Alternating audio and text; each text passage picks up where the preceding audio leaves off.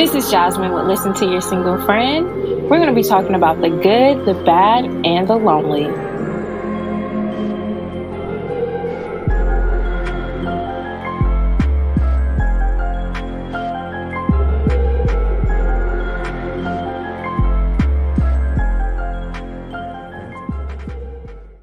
Hi, friends. Welcome back. Today's show is going to be so fun because we have our first guest. So you guys have been reaching out and giving me feedback, and you said that, you wanted to hear from some other people, particularly from some guys. So I'd like to introduce one of my opinionated ass friends, Jeremy T.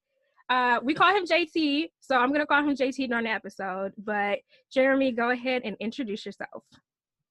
Hello, everybody. My name is Jeremy. I'm 31. I'm basically in the Ann Arbor area from Flint. I'm really excited to do this. This is my first time doing a show like this. Fun fact, I'm a twin. I love twins, so we're both twins. So yeah, we are. I don't think I told them that I'm a twin too. So yeah, I've known Jeremy for years. He's like one of my cousin's best friends, so we've known each other for a long time. I'm from Michigan, so that's where he's at. Most people who don't know him know of him because JT likes to argue with me on the internet. Well, I be winning and you be trying to keep up a little bit. Okay, I got receipts. That's not true. If you have ever been on my socials, you've seen his name before. So most people are going to be like, oh, it's so funny because I was talking to my roommate and she was like, is that one guy who was on your Facebook page? So he's like notorious. People know who he is. So it shouldn't really be a shock to anybody that he's on this show. But like, I appreciate Jeremy because he keeps me honest, and we have a good time. Right. But let's keep the conversation going on Instagram and Facebook. Listen to Your Single Friend. Twitter is Your Single Friend. And remember, friend is spelled FRND. Make sure you tune into our accounts on Fridays for Screenshot Fridays because shit gets real, okay? JT, I don't know if you've ever seen Screenshot Fridays. I think you have commented on some of them, but Screenshot Friday is really fun. It's really, really, really fun. So we post screenshots from the nonsense that men be saying. It be men all the time. And so I have asked recently some of the guys that I know, like, please send me in screenshots of women doing and saying crazy shit because I do feel like it's kind of one-sided right now. But that's our Instagram account, so keep tuned to that. Listen to Your Single Friend, as you guys know, is also a book. So please go to listentoyoursinglefriend.com to get on the mailing list, get information on release dates, pre-orders, etc. As I announced last week, all these episodes are now being uploaded to YouTube. So if all goes well, since JT and I are on, like, we're recording on Zoom right now, recording video, this will probably actually have video this week. So check out our YouTube and make sure you subscribe. So I want to get into the trivia question from last week. So I asked you guys to rank these 4 options, and I'm going to make JT answer the question. So I'm going to repeat the question from last week, and then you guys, or JT is going to give me the answer, and then I'll reveal to you guys what the answer is. So rank these 4 options by which level you think they came in, starting with the most important. How did men rank the following for what is most important on a date, on a first date? So your options were smile/looks, personality, career/education, and sense of humor. So which one do you think was the most important? And then what order do you think the rest of them came in? On a first date? Yep. Got smile/looks, career. Career and education. Personality and sense of humor. So you got 4 options. Which one did men say was the most important statistically? And then what order did the rest of them come in? So what did men folks say? First date, I gotta go personality. Okay.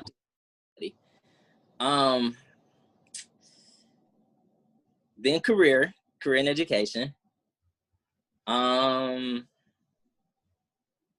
then I would have to say smile is last because like I'm big on smile. So if I see the smile and I already got the date, then that don't matter as much. So smile is last, and then It's smile slash looks. That's all in one. So you saying looks is last? No, well, if we on a date, we already done got past that. So on the first date, the look don't really matter because we already passed that point. Okay. But personality does, because you don't want to be sitting there and somebody extra dry or boring. Okay. And then, well, I guess personality and then humor and then career. I would put it that way. And then the last is looks. That's how I would rank it. Okay. Well, that's not the answer to the trivia question, but thank you for at least trying to answer the questions.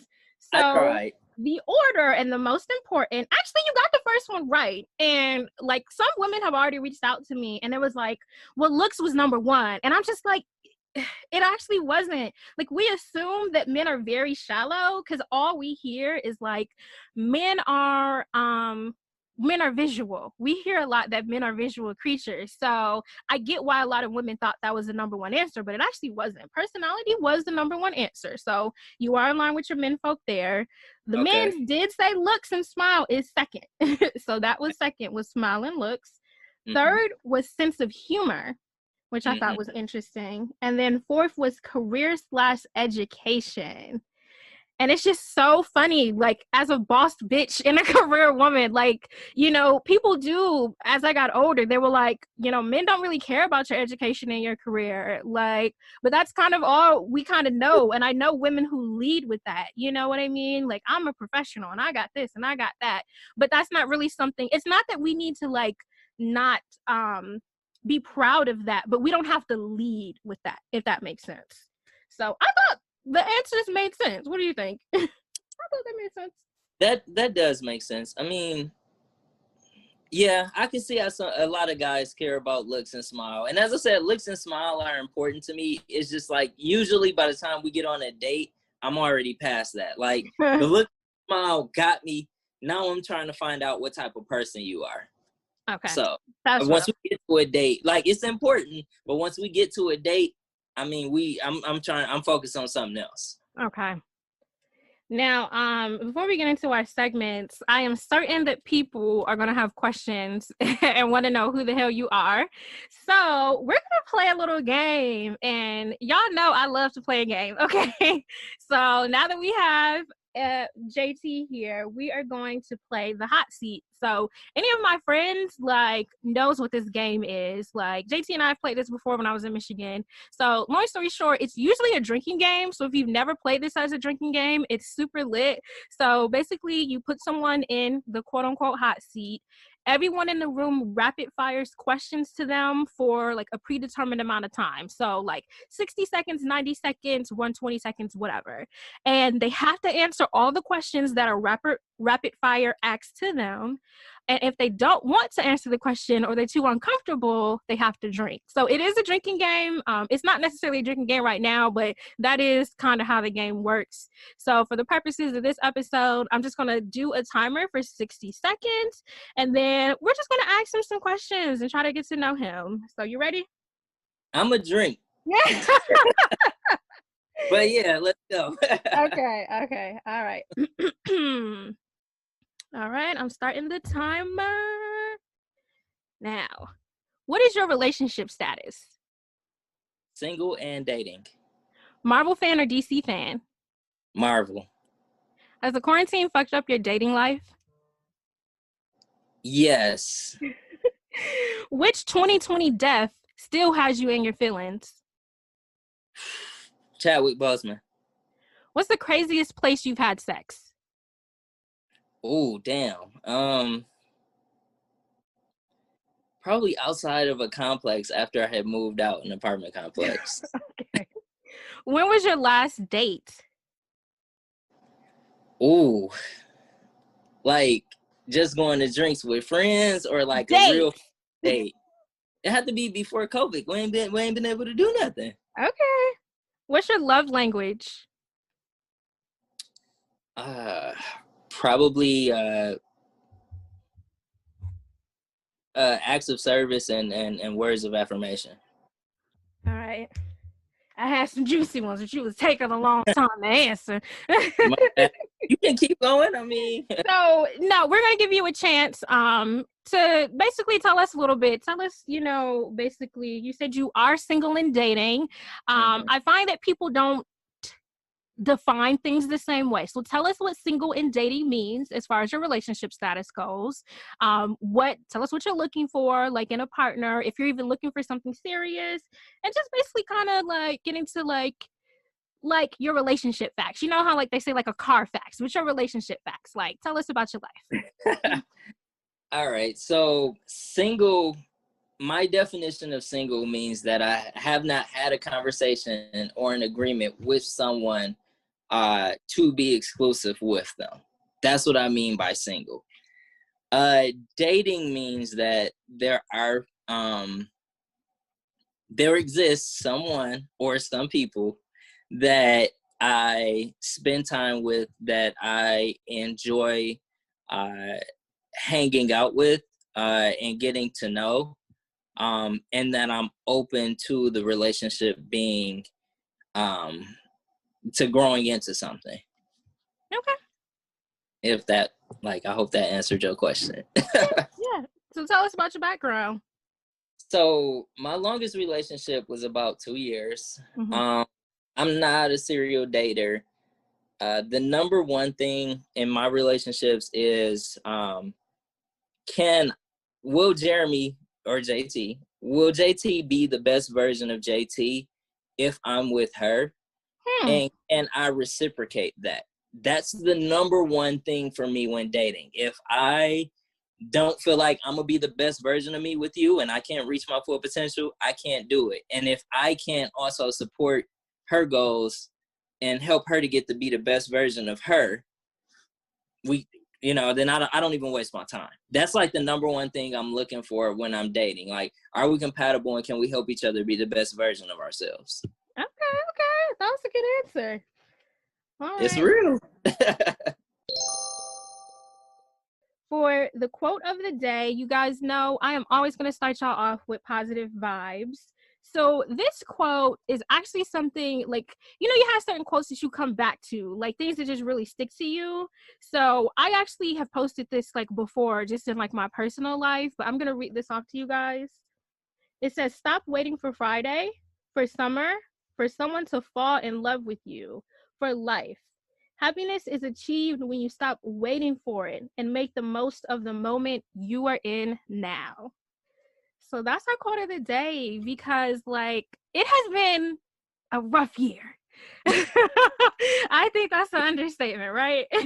I don't even think a word exists. It has been tough. And then trying to like live a semblance of a normal life on top of that. And, if you're single, you have that. And if you're single and you're looking, you have that extra, thing behind you in the back of your mind. And I feel like we kind of learned in 2020, like, life can pass by quick as fuck. It was just March yesterday. Like, it was literally just March yesterday. So, live in the moment. New Year's is it's just around the corner. It's just a couple weeks away. Like, but don't wait until January 1st to start living the life you want to live. Don't wait for anything specific. If you know that you want to do something or you have certain goals for yourself, don't wait for a specific time frame to start doing that. And I really, of course, like the part about stop waiting for someone to fall in love with you, because I was guilty of like, oh, when I get a bae, I'm gonna go here, or oh, when I'm not single, I'm gonna do this. And I just started living life on my own terms. So that's the quote of the day for this week. Now we're going to get into the shit. So it is time for our Goals and Goofy segment. As you guys know, this is the segment where we talk about pop culture, anything that happened in the last week or so that was a viral sensation or really, really popular topic. So I found this article. It was actually right after last week's episode. I found this article.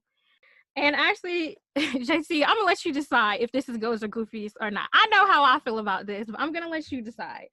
So the title of the article is Woman Sues Her Boyfriend for Not Proposing After 8 Years. So this is actually like in the New York Post. So in the article, this woman, so this did not happen in the US, just FYI, because some people are going to be like, she sued him. This did not happen in the US. I think that she was Kenyan.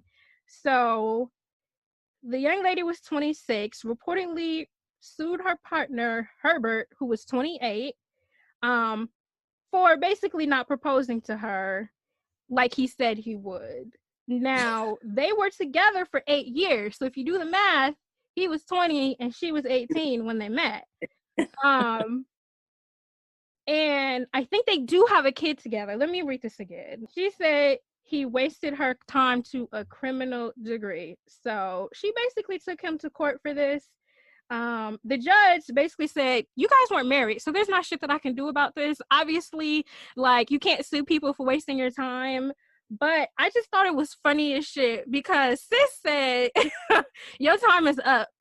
So I think that was funny because it's like, after 8 years, after having a kid, like, who determines? I know a lot of men like to say, well, you just can't be sure. There's no time limit on deciding to propose. But I just love that she just took the power in her own hands, even though she lost in court, looking like a damn fool. But she said, you're not about to keep playing with me. Like, you're not about to keep playing with me. It took him to court because he didn't propose to her. That's goofy. No, I agree with her.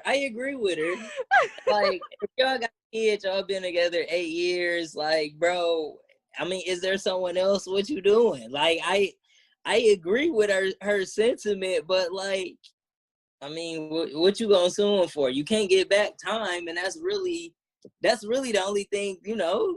That's not the only thing. It's probably the most valuable thing. You can't get that back, so. It's only goofy because you really took this man to court, girl. Like, there was not a chance in hell. Like, exactly. It's the level of petty for me. Like, the fact that she was so fucking petty was hilarious. Well, my thing is, well, what was she suing him for? Was she trying to get like money out the deal? Was she trying to like blackmail him into doing it? And then it just, you know, like you do something and then it snowball and it get too far, and then she like, damn, now I got to go through with it and take him to court. Like, so she said that he promised he would propose, but he also allegedly had been texting another woman. Shocker. After 8 years, she said he has never been serious. That's why I brought him to court, because I deserve to know the way forward and our future. But I just don't understand what she thought was going to come from this. Like, even if they didn't throw the case out, like, why would he? What was supposed to happen after this? I just don't know. Why did she need to go to court for that? Dude told you what it is. He did tell her what it is. He told her he was going to propose. Listen, if it's 8 years, that's what he said. Y'all got a kid. He told you what it was. You know what? Hell. What you like? Why do you need a judge? So is there a number of years that a woman should walk away? Because remember, they were 18 and 20 when they met. Now he's 28 and she's 26. And remember, they already have a kid. So is there a number or any certain set of circumstances where a woman should, because you saying that she told him what it is, but a lot of women listening are going to be like, well, at what point was she supposed to know? Was there a number? Was there a sign? So it's not one size fits all. There is not a number. There's not a sign. It's a lot of different things. It's whether or not people are transitioning. If you're an undergrad, grad school, working on schools, it's convenient. Are y'all in a space where y'all seeing each other every day, or is it long distance? All of those things kind of play a role. I'm assuming that they live together or that they saw each other pretty frequently because they have a kid. Her parents still. So remember, this is in another country. This isn't, I believe. So she lives with her parents with the child, and he's freelancing. Basically. So they went to a zombie court. So I think that I'm not clear if they are Kenyan. Okay, no, this was reported by the Kenyan news, but she took him to the zombie court. So this happened in Zambia. But yeah, so she still Man. lives with her parents. I'm gonna tell you what he said in a minute, but go ahead and finish. Oh, then in that case, it is what it is. Like the only reason y'all still communicating is probably the kid. Like He it is promised her he was gonna propose. They were still in a relationship, but things change. I he don't know clearly what to. didn't communicate with her. That's why his ass was in court, and that's why their names is all over the web. Yeah, that is pretty embarrassing though. To have your girl. I can't even say your fiance because she not your girlfriend. Mother of your child take you to court because you wasting her time. That would be embarrassing for him. I'm gonna tell you what he said, and it should not surprise you at all. So he defended himself with the excuse that he is not currently in a financial position to afford a wedding. And to add insult to injury, he accused her of not giving him sufficient attention in their relationship. If that ain't some man shit, I don't know what is. So I'm poor and you not having sex with me. He That's what didn't it say is. sex, but you think that's what he meant?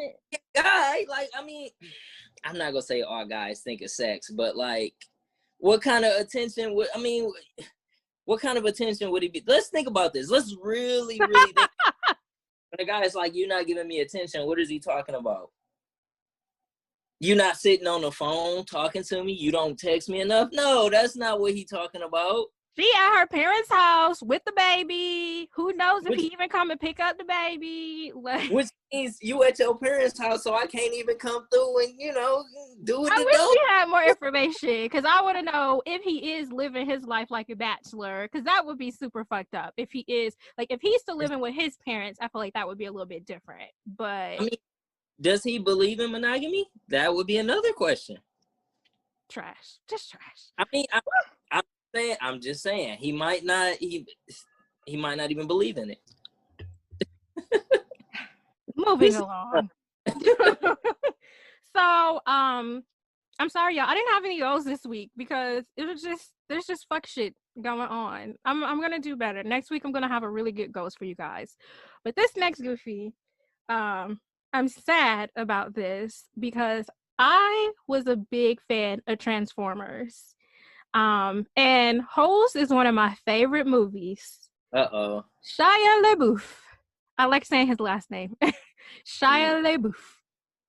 He is being sued by his ex. I don't know how you say FKA Twigs. He was with FKA Twigs? Yes, I didn't even know. I love Twigs. I know who Twigs is. I love her. Yeah, well, I guess there's a theme today. She's suing him, but this is way more serious. So she's suing him for, I will read them off exactly. She's suing him, or she has accused him of sexual battery, assault, and infliction of emotional distress. Damn. So, yeah. Now, the reason that I bring this up, obviously, this is our pop culture segment, so, this is relevant, but I kind of wanted to, like, take a little bit of a different angle here. When I was, like, reading up on this story, Shia LaBeouf has not had a good history in a long time, and it's been known that he struggles with alcoholism. I'll read off what his response was. But long story short, she said, at one point, like, he was driving like crazy, threatening to crash the car unless she said that she loved him. She begged to be let out the car. He pulled over at a gas station and she took her bags. He followed her, assaulted her, threw her against the car, screamed in her face, and then made her get back in the car. So that was the main thing that made her draw the lawsuit. But she said many times over the course of their relationship, he has been physically, emotionally, and mentally abusive. And he did respond to the comments. He said, because this, like I said, this isn't the first time it's happened. This is not the first time that a woman has accused him of like having abusive behavior. So he said, I'm not in any position to tell anyone how my behavior made them feel. I have no excuses for my alcoholism or aggression, only rationalizations. I have been abusive to myself and everyone around me for years. I have a history of hurting the people closest to me. I'm ashamed of that history and I am sorry to those I hurt. There is nothing else that I can really say. So admitted to it. That, I think, yeah. Let me make sure I'm reading this right. Okay, he responded to the concerns raised by his former girlfriend who accused him of abusive behavior. Okay, so I guess the other ex-girlfriend spoke out too. So he was responding to the other girl, not directly to FKA Twigs, but people kind of took that clip or whatever where he basically does admit to it. So the reason that I bring this up is because obviously Shia LaBeouf, we don't condone none of that crazy shit. Like, and it's really, really disappointing. I mean, he is a celebrity, so we don't put celebrities on pedestals, but it is disappointing. But the discussion came up where a couple women were like, she knew about his history of abuse. And my whole thing is, I think that it's really, really unfair to judge a woman for being in a relationship with a man that, I mean, because some of the women's arguments were that, well, he knew that she was abusive. This is the first time that this has happened with him. Why did she get with him? I feel like that's victim blaming. You know what I mean? And it was just really, really frustrating because so many women were justifying the fact that he's a public figure and it's come out before that he does this shit. But as a woman, I feel like especially men who are abusive tend to be very, very charming, you know, and you never think like he wouldn't do that to me. You know what I mean? Like they're very specific on who they choose as their targets too. So like, I was just a little bit concerned about this because a lot of the stuff that I was seeing about it was like, well, she knew how he was. So I'm like, this is some goofy shit on a lot of levels because obviously he shouldn't be doing this behavior. And then he comes out and admits it. So like, I'm assuming he's going to lose in court. I mean, he didn't address it directly, but I'm going to assume he's going to lose in court because he just basically said that he has abused his partners in the past. So I just wanted to throw that one out there because I did need to bring up, even though he was a fave of mine in the past, that was some goofy shit, you know, and it seems like I didn't realize that I picked two stories about women suing their partners, but obviously this one was way, way, way more serious, so. Yeah, and it sucks because I like Twigs. I've been listening to her since about 2015. So she's a singer? Yeah, Twigs is dope. She actually one of her songs was on one of the episodes of Power too, and I got really excited when. Oh, okay. Yeah, I want to say it's the episode. What was the chick name? The white girl that Tommy was with when Holly that he killed. Holly. It was Holly, an episode yeah. when like they was going through it and she was just like listening, and then they started playing Twigs. And when I heard the song, I got excited because I was like, that's Twigs. But yeah, he on some goofy shit. Like, I think there is some level of merit. And let me finish. There's some level of merit to being like, oh, this is a dangerous situation. Why would you put yourself in that situation? There's some merit to that, just generally speaking. However, you can't get to a point where you're putting the onus of abuse on the survivor of the abuse. Exactly. You can't get to a point where she's more responsible.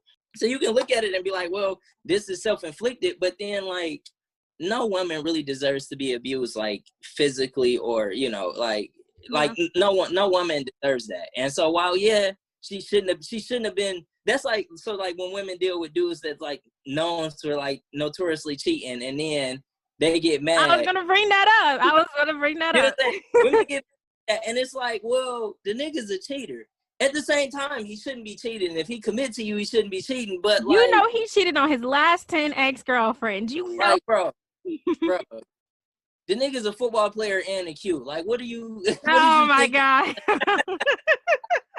We in college, he a football player and a Q, and you just, it's only me. Yeah, all right. Okay. Some women feel that way, like it's not gonna happen to me, like it's not gonna be, but it did frustrate me reading all these women saying, well, you knew he was like this, and that is the exact point that I was gonna get at. We be knowing that these men be cheating sometimes, we be knowing that these men, you know, have all these other issues, we be knowing, but that doesn't take the onus off that person. So yeah, right, it doesn't but lady, if you see the red flags, get away, leave that situation, because it's only gonna escalate. You know, it is his fault, but at the same time, if you're seeing red flags like that, don't even get yourself in that situation, because just avoid that situation if possible. Yeah. And I hope she wins in court. So even though the last Me, lost this one, she deserves to win. me too, but not for the same reason. I just like Twigs, so I hope she Yeah. I hope Twigs wins. I don't have goals this week. I feel bad, but I'm gonna give y'all two.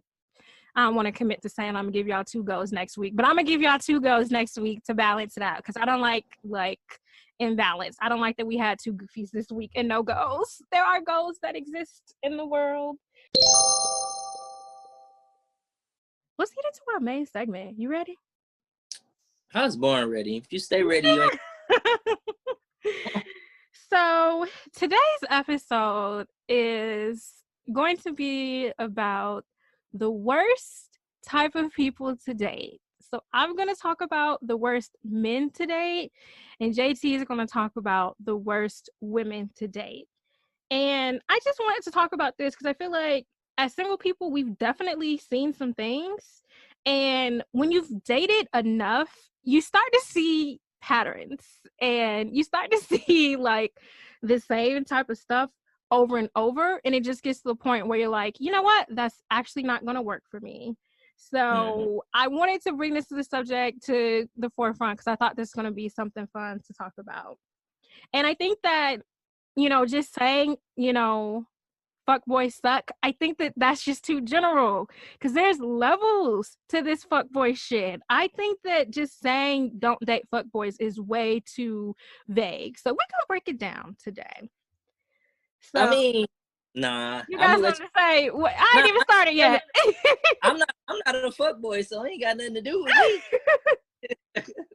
I'm just saying fuck boys is too general. It is, because you like, well, what is it? Because it's subjective. Because I feel it. Go ahead. Let's. Not you leaning back in your chair, y'all. He leaning back, pouring his drink, like he ready. All right. Man, so I'm gonna go first then. It's home court advantage. Ladies first. Whatever you gotta come up with to do. But I'm gonna go first. So I'm starting off with Mr. Mamas. So normally we'd be like, yeah, Miss Mamas. This is Mr. Mamas, because this dude is a mama's boy. And mama's boys are the worst to date. So it's so funny because as women, we're often like thinking about the ideal guy we want to date, and most of us will say like, I want him to have a good relationship with his mother. But like a lot of these men are not off the tit yet, and it shows. If you waking up in the middle of the night to go like do stuff for your mom, or like you got to drop everything you're doing when we're in the middle of dinner or something like that, like some men just do not know how to put like, just not leave your mama behind, but like have some respect for your relationship. And like, obviously, when you're married, it's different, but I hear from married women too about how much of a mama's boy their men are. So it is something that you have to catch in the beginning, because it's frustrating when you're dating someone and like, you're not the priority. When I'm dating somebody, I always want to be the top priority, unless you got kids. And that's why I don't date men with kids. So I'm throwing it out there. The worst men to date, number 1 is mama's boys. What you think? That's funny. Well, I'm a mama's boy. You're a self-proclaimed mama's boy, but are you a true? I am a true mama's boy. Oh, hell. Women that's out there, all my parents and grandparents are deceased, so you don't have to worry about it. But I wasn't like, I did have to learn how to find a balance between like dating and my mom. Like, I'm not leaving the date to go do something with my mom. If my mom's in the hospital, all right, I'll leave. But that's different, right? That. And you know what? I think it's partially on the men, because I feel like once you get to a certain point in adulthood, you can't blame how you was raised. But then it's partially on their moms. And you see it now. My son, my king, mama's boy. Anytime you see that, mama's boy. That's true. mamas be coddling their sons, and I'm definitely raising an equal opportunity household, Mm-hmm. because I just, even growing up, I used to think it was so unfair that, like, just because we, were different sexes, my little brother got away with stuff that we wouldn't have been able to do because we're women. You know what I mean? Like, Right, I'm not right. raising a household that's sexist, but mamas love to coddle their sons. They do. But They to do. your point, it gets to a certain age where you're like, you gotta Like, grow the fuck up. like I'm 31 and my mom been deceased for 5 years. So I can't be talking about, oh, I don't know how to cook because I had a twin sister and I had my siblings and there was never any reason for me to cook. Like, which is why I'm learning how to cook now. But still, I'm working on it. I'm working on it, and it's not an excuse. Like, you know what I'm saying? Growing up, there was never any reason for me to, but I'm learning now. But you see what I mean? What we gotta deal with on the other side, like, Here's don't the know thing. how to wash clothes. Don't know Nah, how to do here's the basic. thing. No. But that's different. That's food, because if I can't cook it, we can get takeout or I take you out. I'm gonna make sure you fed, and we go find the means to it. What you got for the worst All women? right. So the worst one is, I'm gonna go with the Instagram attention seeker. Like, the one who posts the thirst trap, knowing it's a thirst trap, and then get mad at the attention that come with it. Now I get it, women get nice for them, but still, y'all know what y'all be doing when y'all send the thirst trap. The one who do everything for the likes. Like, why did you just take 75 selfies to post one of them? And then if it don't get enough likes, you gonna delete it. Like, and then you putting value in Instagram likes. Like, one like equals $0. What are you doing? Like, that right there for me can't work. That's the worst. That's the worst. And it's the crazy thing. Baby, y'all getting all the attention on Instagram, but then y'all go to dinner. Your plate's in the picture, her plate in the picture, and then you not in the picture. All you see is the Real Rolex strategic. forearm tattoo. The Oh, Rolex. I love those photos. One of my friends was like, look, if you do that and I'm not in the picture, you paying for the date. And I was like, I don't know if I go that far, but I mean, the logic makes sense. I wasn't there. So it makes sense. Yikes. I give you that. Like, we do get dressed for ourselves. I am going to give you some pushback on the 75 photos things. You don't understand. You just don't understand. The light don't be right. You just don't understand. We got to take 100 photos minimum. Like, why?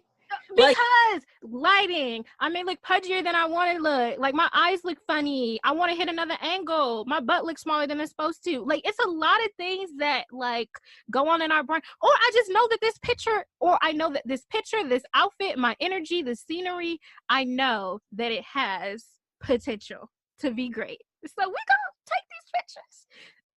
Period. Oh, so that's why when we get there, y'all be taking like another 30 minutes to get ready, because y'all be making sure y'all got this. You're trying to capture an moment. That's and funny as shit. Okay.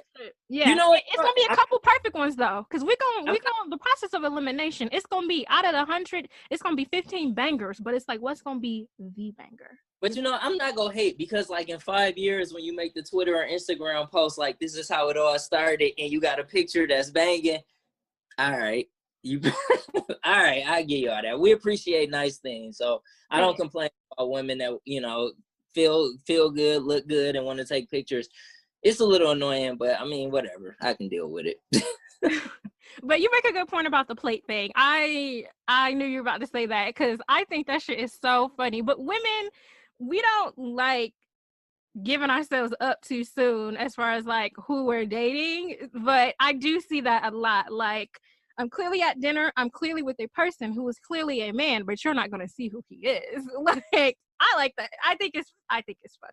But if you've been dating somebody for a long time, that is that is a bad person to date, because you really not gonna like get a picture of me and you gonna take a picture of my food, like, but I'm not in the picture. Like, what you like? Why you hiding me? And I'm a person. I don't put nothing on Facebook. I don't put any of my relationships on Facebook. But like, oh, so I'm just not here.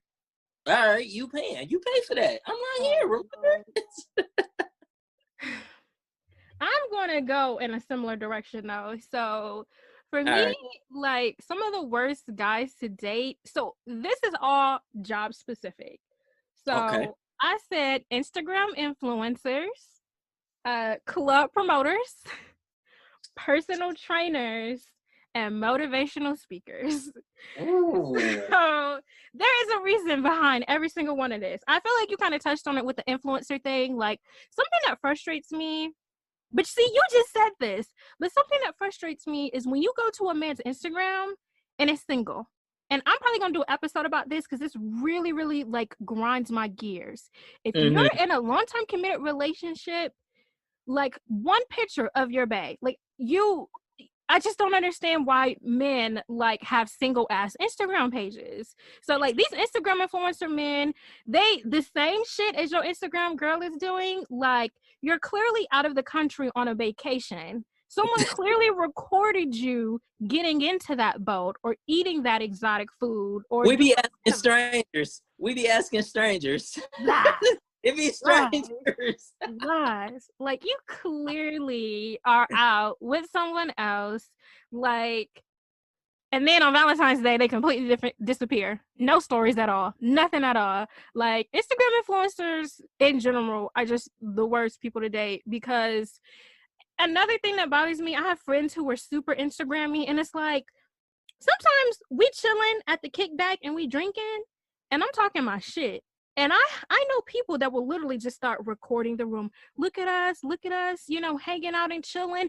I am talking about somebody's baby mama right now. What is you doing, girl? Like I am dragging the fuck out of this girl. Like what's happening right now? And you on your fourth mimosa and then accidentally dropped a name and it done got recorded. Like, I feel you on that. Live in the moment. Yes. Live in the moment. Yes. So Instagram influencers, club promoters, I feel like this shit is obvious. They are hoes and they be in the streets. I mean, literally the streets. They're literally in the streets. And I feel like every girl has like at least entertained a club promoter once or thrice, because especially in my college days, like that's how you get in, that's how you cut lines, that's how you get on tables, that's how you get into places for free. But like to truly date a club promoter at this big age, their whole thing is like they're like car salesmen but for the club. You know what I mean? Like they're super snaky and oh yeah, you know, you're so beautiful, you know, oh your dress looks so nice. They're always trying to smooth with people. They're super charismatic, but I just feel like it's prime retail for a fuckboy and to be like on some cheating type shit. Like club promoters are just so they greasy. But you do need to keep a couple of them. I mean, I don't really club anymore at my big age, but you do need to keep a couple of them around. Personal trainers is the same reason. Like, personal trainers always fucking their clients. Everything about them is visual. Everything, everything is visual. Everything is visual. They always be fucking their clients. Like, I had a trainer that was married. That was like the only trainer I knew that was not fucking his clients. But most of them do, and it's like you have to just have really good self-esteem to date a personal trainer. Like if your body's not like bodybuilder type, because he is training people who is probably either really in shape or about to be in really good shape. And somebody said this a long time ago that like, have you heard this before, like working out is like an aphrodisiac?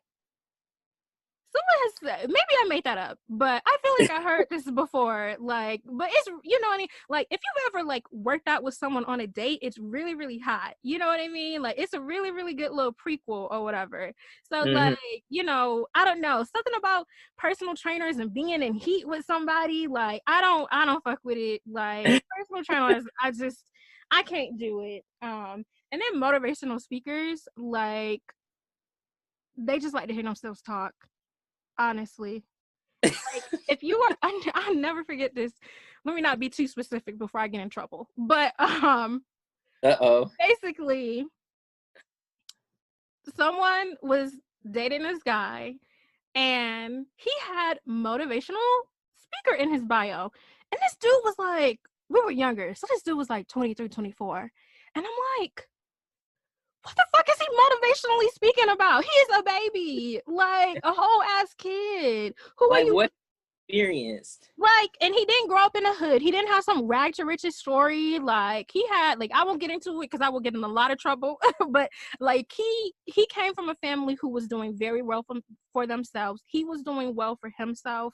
Like, so I'm just trying to understand, like, what are you motivationally speaking about? Those dudes, the same shit. Like, they just be on their car salesman shit. They always got some shit to say. They just be talking. They really just be talking, and they like to hit themselves.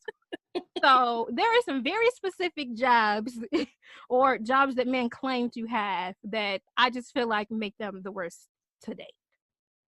Honestly, I've never tried to date any of those men, so I can't speak on it.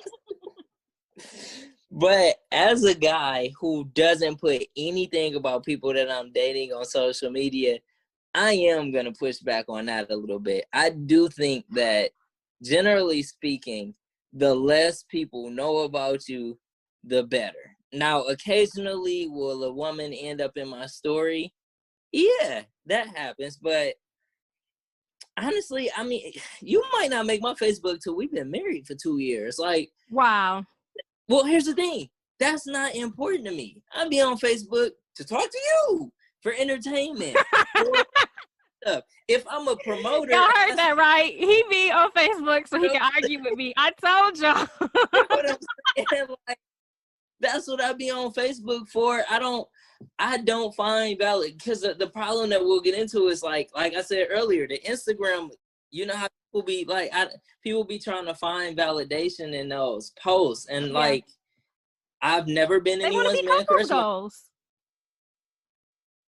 The couples goals don't be couples goals. Jay-Z and Beyonce was couples goals to her sister fought him in the elevator. Like, they still couples goals to some people. I don't know why. Will Jada is couples goals. Like, I don't mind Will and Jada because they live by their own rules. I don't mind them. They not couples goals for me though. But they do. But my thing is, all right, will I occasionally, it's inevitable that if I'm kicking it with somebody and we heavy, I'm gonna tag them in a post. They go show up on my story. But am I gonna go in and change my relationship status and post all of the pictures in my phone and stuff like that? Probably not. It's not about the validation or posting all the photos. I describe posting your partner, like, and I'm talking someone you've been, we'll say 6 months. Is 6 months fair? Someone you've been in a relationship with for 6 months, posting one photo. It could just be y'all out doing something. It don't have to be the couple's goals, bae pictures, look at us all dressed up, or, you know, looking nice for dinner or whatever. But like, one photo just so people know you off the market. Like, what if somebody was trying to slide? Like, you could prevent any extra drama. I'm gonna show you something on my Instagram, right? Mr. Flintstone 328.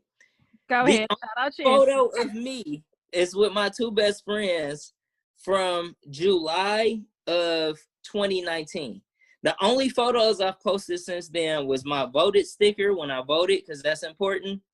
And then I got a picture of Kobe, like Kobe's jerseys in the rafters. Okay. I don't even post pictures of myself on my Instagram. Now, my story, it's going. I'm one of those people that get up at 7 a.m. and send out 16 memes. That's me. Oh my God. I'm that person. If it's not for you, just let me know. I won't send them to you. But I wake up at 6:30 and send like 15 memes out to all my friends. That's me. I'm that person. But like, my Insta, like, no one's on my Insta. Like, my twin. Is her face going to be on? Is her face, and it don't have to be couples ghost pictures, but like, is her face, and it's going to be clear that this is your partner, going to make it to your Instagram after 6 months? No, but hear me out. Let me finish. All the people who are important to me, who would be at my wedding, we'll have a picture of her face before we get to that point. we're gonna table this because this is a hot subject for me. I take major issue with this, but we're gonna table this because I want to do a whole episode specifically about how men don't be claiming they women on socials. Please bring me back, because I'm only get 3 minutes. Oh Lord. So tell us about these women. All right. Ooh. So I jotted down a few of them, not in any particular order. Okay. And this is in the same context. And this is probably, I like how this is flowing, because this is probably why I don't put stuff on Facebook. The stay out my business, but on my business is on Facebook chick. Like, I don't need to know about your baby daddy drama, the drama that you had at work, your family drama. Like, it's some people, every single time they post a status that they're sad, we know it's about a nigga. They'd be like, I'm always there for everybody, but nobody's there for me. No, they're not there for you. And we know which one you talking about. Or it'll be nice to be, told that you're appreciated, or for somebody to show you some appreciation. No, you want that nigga to show you some appreciation. Like, so like that really bothers me, where like people just put all of their business on social media. Like, I don't need to know about your family drama. Like, I can't mess with you, because I don't want my business on social media. I don't even put who I'm messing with on social media. And it's gonna be all over that joint. Dog, like, that is the word. That, like, what do you get from that? I don't understand. And the thing is, the comments be all women that think like her. That is true. It just be all yes men, yes women. Like, it don't be nobody who like, well, he got a point. Just they get blocked and deleted. Like, the people who, just in general, people that shit is messy. That's so messy. Like, I just, nah. Mm-mm. In the words of the great poet, Sir Dwayne Carter, stop letting the messy hoes mess with your business. That's one of my favorite quotes from him. Facts. Like, women like them, that cost you. It might not be monetary, but it's gonna cost you something. They expensive. So nah, I can't. I agree with that, because like I will say I am very, very strategic about what I post on social media. People only know things because I want them to know things. Like, nothing that goes on my socials is by accident at all. So even if I'm revealing something that's like embarrassing or crazy, it's because I want to engage in a dialogue about that. But I'm like, for the most part, I'm not just posting my business. And another thing, like, because like I'm here, in DC, and my family's back in Michigan, sometimes I can't call all of y'all and tell y'all, like, I just got into a car accident. Sometimes, I'm in the, like in the thick of it, and I'm just like, people are going to want to know. I'm going to just throw it up, whatever, So for me, Facebook is, for the fun and for the engagement, but also like, so I can get my family and keep them updated. But some women, you're right, they will like, and the thing that I don't like about it is it's like, it could be good today and then tomorrow it's bad. But then when it's back good, I'm like, wait, girl. So like, I feel like I'm reading a story. So what happened with that time that y'all got into it at dinner and got kicked out the restaurant? Like, I want to know what happened next. Here's the thing. And after 5 back and forths, she posts her ultrasound. That's how it be. Shut up. Shut up. And then she be tagging the dude, and it's always some hood dude with a fucked up obnoxious middle name on Facebook. It'll be like, who if one of y'all, look, sis, I'm tired of little Harold at Get Money 810 Flint nigga Williams. Freaky taste, stay tatted. If you ever seen shit DC girls say. Y'all can have them, sis. Y'all can have them. Like, is this specific to the hood burger genre though? Like, do you? I guess it's hard because like we're in the college. I mean, obviously we've been out of college for a while, but you know what I mean. Like, we're around like people who are educated. But I honestly, there are some people that I know who are educated and not of the hood booger genre that do still just tell too much of their fucking business. And it's just like, It's I like, don't why? need to know every single thing. Every time he pissed you off, like, I don't need to know. You know You what I know what mean? it was? They never got a whooping when they was little for telling too much. You know how Uh, kids ain't filter and they say too much shit, and you get home and your mama is like, "Yeah, you shouldn't have told them that," or you getting some benefit that you ain't supposed to get, and the kid go uh-uh. tell the wrong people. Like, Uh-uh. When you cause you saying that supposed to learn they saying that you under the age to get into the buffet, but the kid really older, like you right, talking right. too much. When the head, sir, they are 9. Shit, shut up, 9. Yeah, that didn't happen to them because that is when you learn like some shit don't need to be shared. You should Yeah. be telling your family business. So I And just, don't yeah, tell it to that extent. You know what? If you want to say, like, now this was my hood booger cousin, like, and she probably ain't gonna listen to the show, so I can talk shit. But so my hood booger cousin, I mean, it was a volatile situation. I mean, this dude like assaulted her while she was pregnant, and she like posted like my baby daddy and da da da da. And did she then the leave him? next week, huh? Did she leave him? No, that's the point that I'm making. The next week, my baby daddy is so great. That's my husband. He got me a nice bubble bath and a foot rub when I got home. And I was like, girl, you just said he pushed you down the stairs last week. Like, Right, how is that about exactly, your daddy? What? exactly. Like, Yeah, no, but you're right. They take this a ain't the lot. move It's not. They definitely take a lot out of you because all your business is gonna be on Front Street. for Men sure. are messy, but they're not messy publicly. Well, Men not like will tell that, all your business to and the that's what be girl. getting people. That's what be getting people caught up on Facebook. And it's not like I lie or cheat. Like, and this is another thing about that when people tell people business or they be like, I saw such and such. Why I don't, to go back to that first one. Why I don't put anything on Facebook.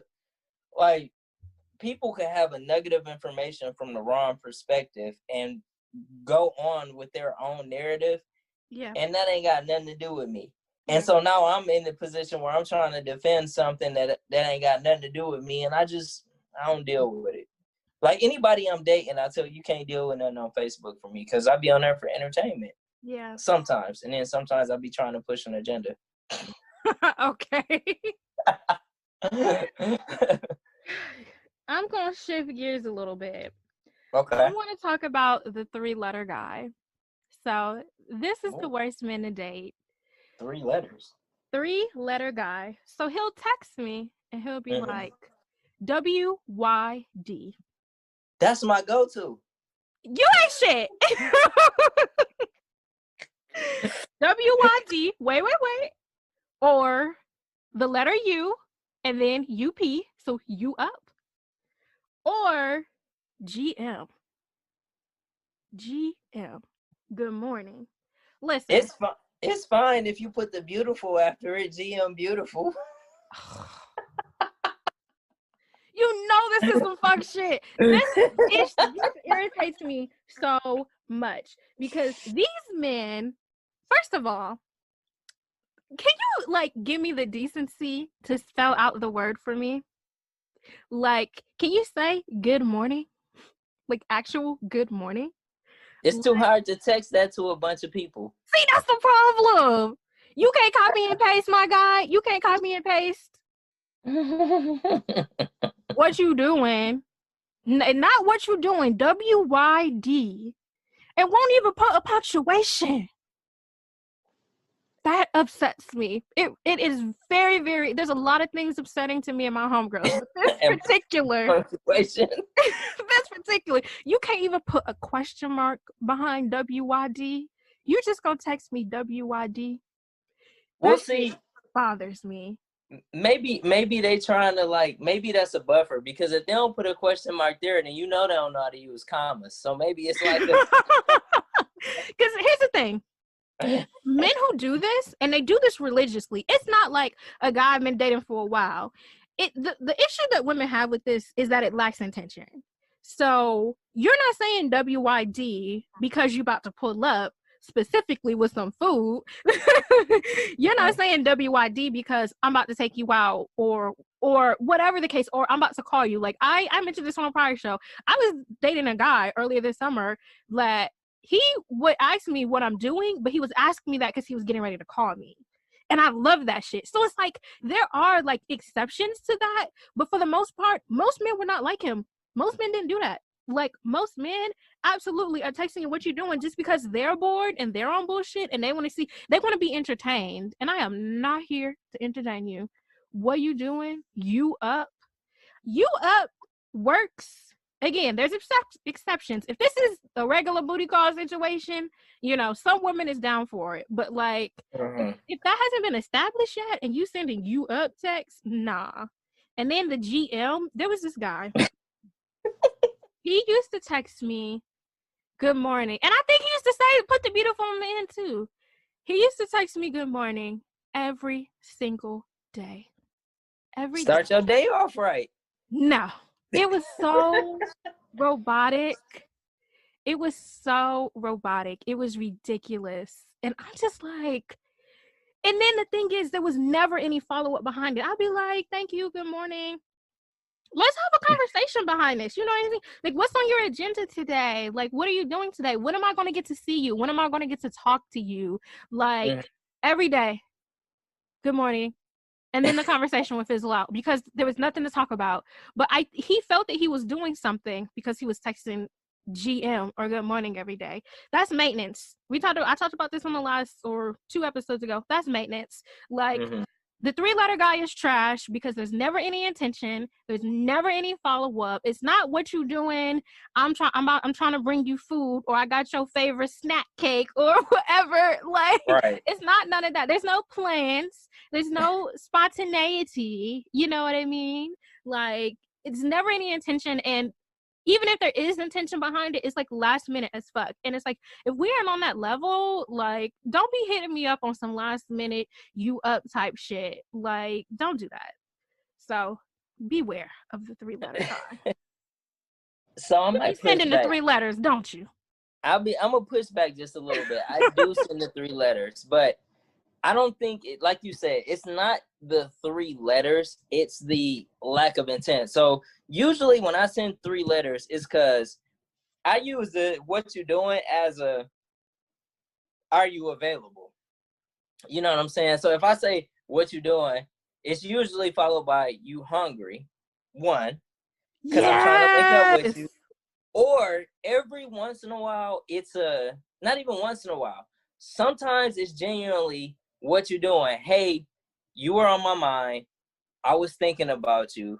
How's your day going? Did anything crazy happen to you today? It's, and sometimes it can be okay, I just want to see how you was doing. COVID's going on. I just want to check on you. So you will say that. You will spell that out.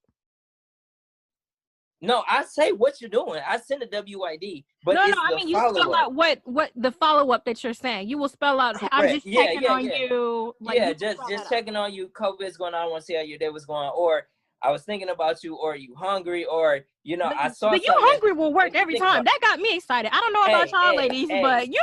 Nobody. Here's the thing. This is the irony in that y'all don't never know what y'all want to eat. But oh my god, say y'all hungry, y'all good. You don't know what the hell you want to eat, but you hungry. Like, what you doing? You hungry is always yeah.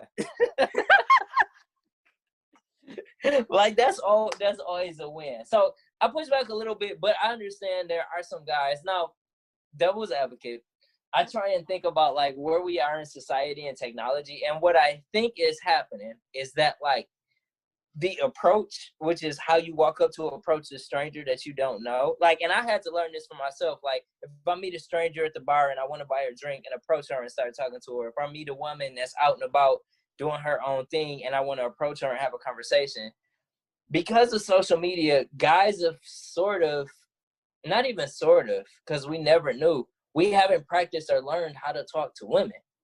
We don't have those awkward conversations at the beginning. We don't have those awkward approach.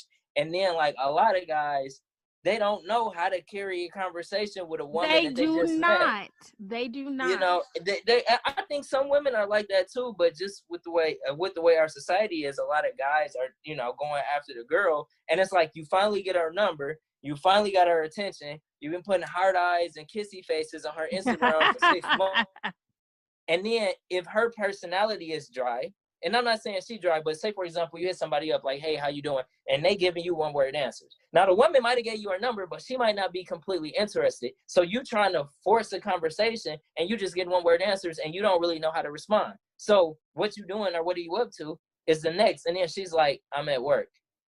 Oh, okay, cool. Are you having a good day at work? It's work. Because now I'm a conversationalist, okay? So like I always can I can always turn a conversation into something. Like right. You don't have to give me nothing if I want to. But if a guy is hitting me up WID, you need to hit me up with something behind it. Even if you do just want to talk bullshit, be like, yo, I just saw this meme about Harry Potter and I thought of you. It was so funny. Like, that's cool. You know what I mean? But like hitting me up on some BS, I'm not big. If I'm short like that, I'm at work. Oh, it's work. I don't really fuck with a dude. I'm gonna be honest. If I'm texting you like that short, because I will, but it's just me. I'm very big on conversation and I will I will give you things. I'll say, today was such a crazy long day at work. I can't wait to get home. Because then your next thing should be, oh, what are you looking forward to when you get home? Or what time do you get off? Did you want to do something? You know, like unfortunately, I do feed men when it comes to conversation because I know that it's something that they struggle with, but it's something that I'm okay with because I just pat on the back. I'm just better at conversation than most people.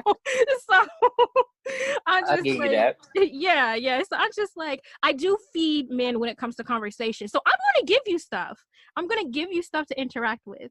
And if you don't interact with that, it's nothing I could do.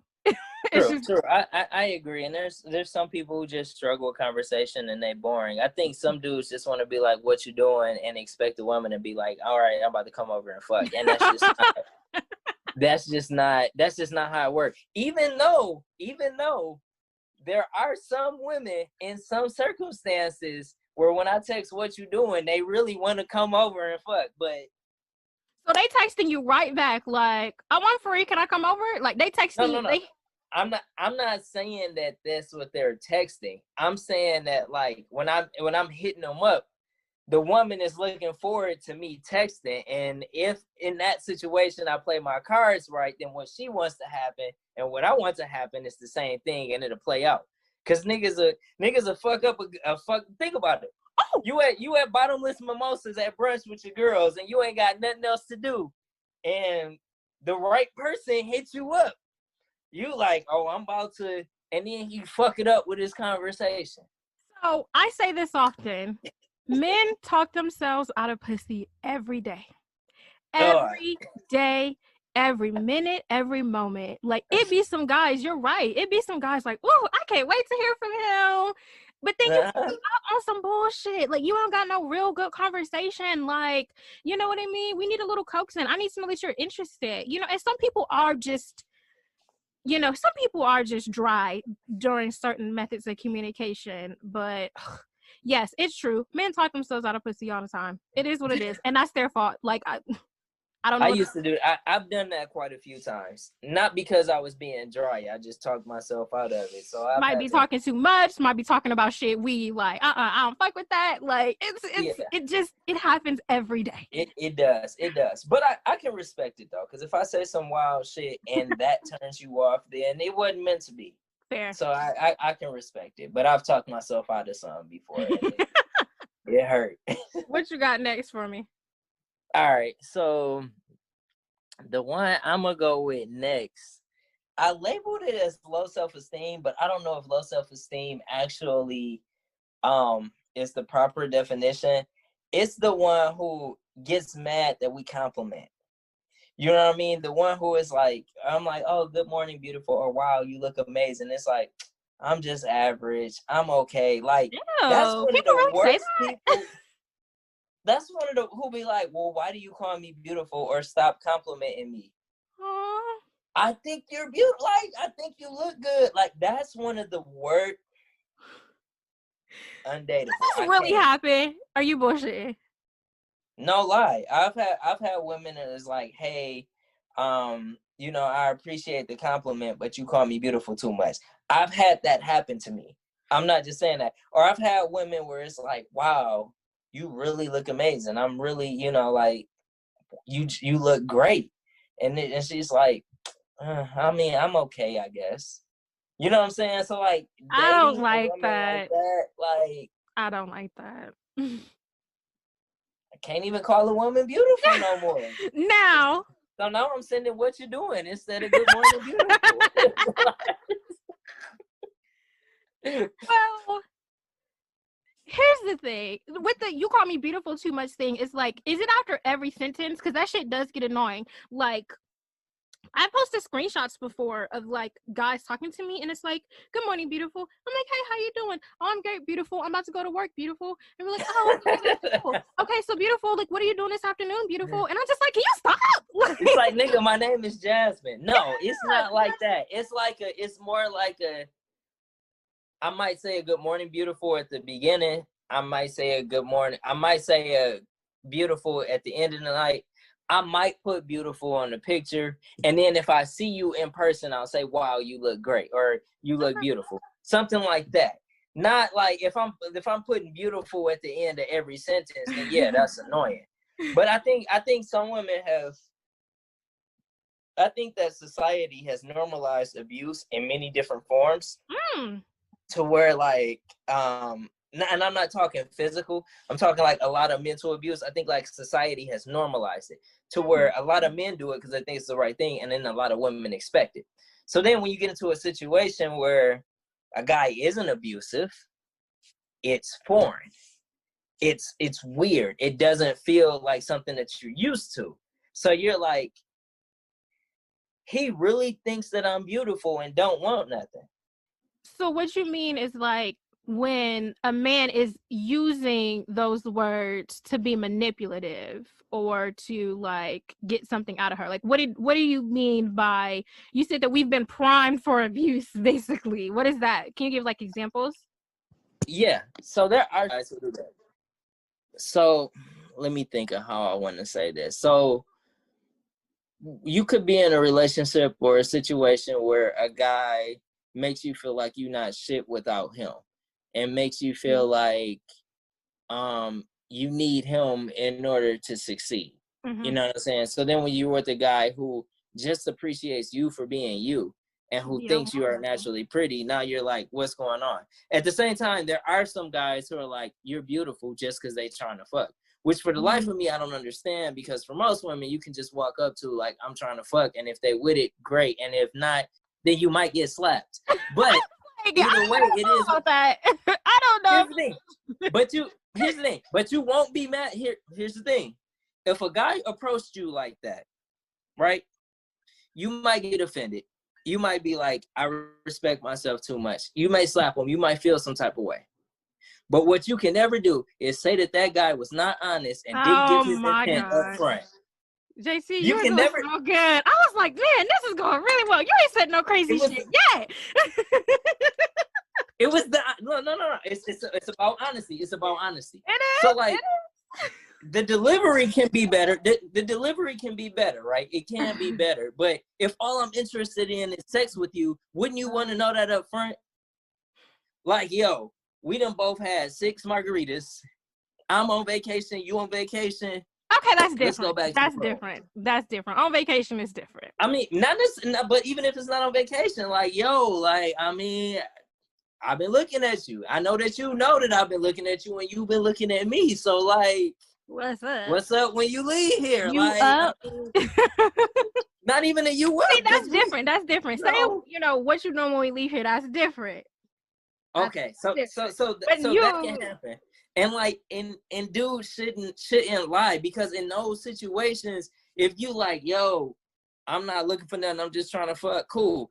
And I ain't gonna even hold you up. A lot of times you can be like, yo, I got somebody that I'm with, but I'm trying to have fun tonight on some chill shit. Like, is you down? And she'll be like, I mean, if you got it and she wants you, like, as long as you up front with it, you never know. Like, oh, you never know. You never know. Oh dear. I feel like that is going. Oh, I was doing so good, and then a lot of people gonna get mad at me. Oh my But God, like, they're gonna beg me to bring him back, and so, I was like, oh, I knew this shit was too good to be true. But now they know why I chose you for my first guest oh host, because my I knew. God. All I'm saying is this. All I'm saying is this, right? Let's keep it 100, right? We can be 100, right? If I like somebody, or if women like somebody, most people, if you want to have sex with somebody and it's that type of night and it's just sex, it really don't matter what they got going on. That could be relationships, business. In that moment, right now, when you're trying to get your nut off, it don't really matter. So dudes, don't lie. Because at the end of the day, I know that if a woman is trying to fuck me, if I'm in a relationship and I'll be like, yo, I got something going on, like this is cheating, but what's up? She gonna be not that I would cheat, not that I'm about to say. I would never. I've never cheated. On God, on my mom, I've never cheated. Okay. But based on my experience, what I have found is that if a woman wants to fuck you, it's going down, and all you can do is mess up.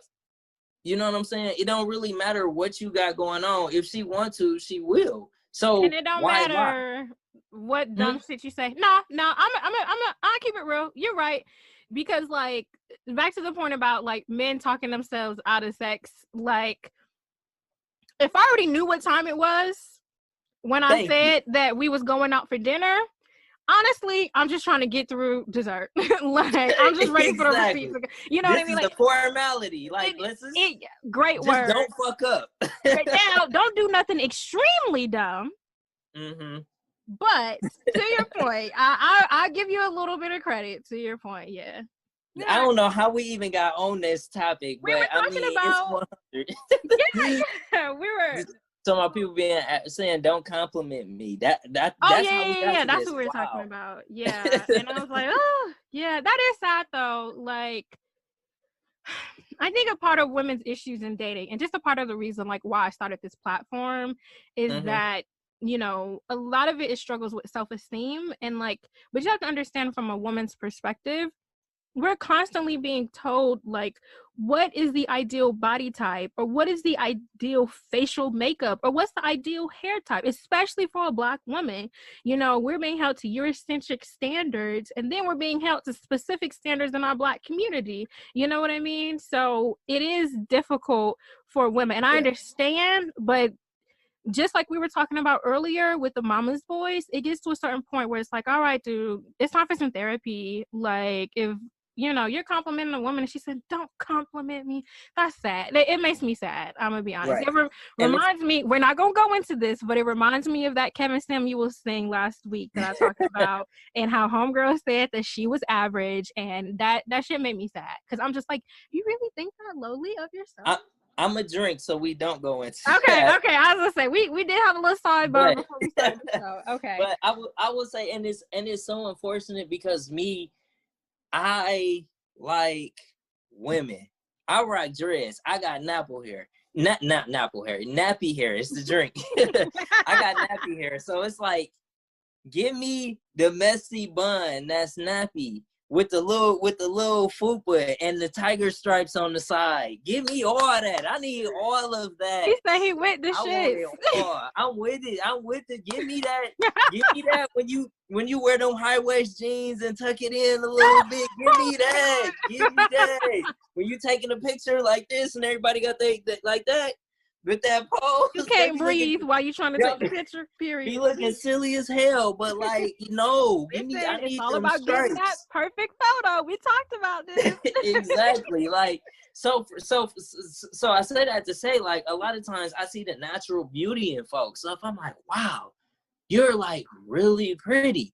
Like, aside from all of that, like, I like you, and then to hear, well, yeah, I'm okay.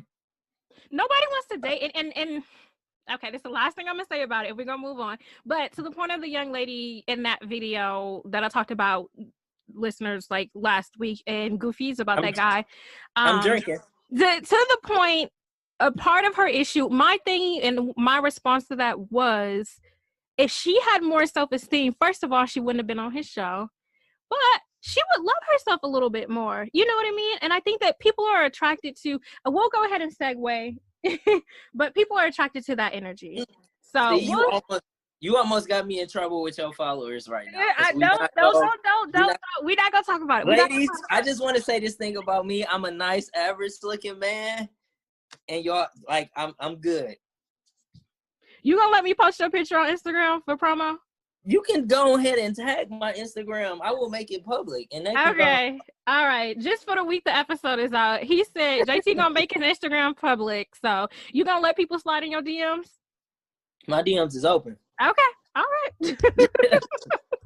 All right. So I'm gonna get in. We could do one more piece. So right. I wanted to talk about the Build-A-Bear. The Build-A-Bear is the man that don't got his shit together. But he's gonna convince you that you need to be there to support him and build him up so that he can achieve his goals and his dreams. You're gonna build him. That is some bullshit. These men are the worst type of men to date, because all it is like, women, we are real big on potential, and potential gets us in trouble. Like, sure. We will see, oh, he could be the CEO one day. He might just be, scrubbing the floors.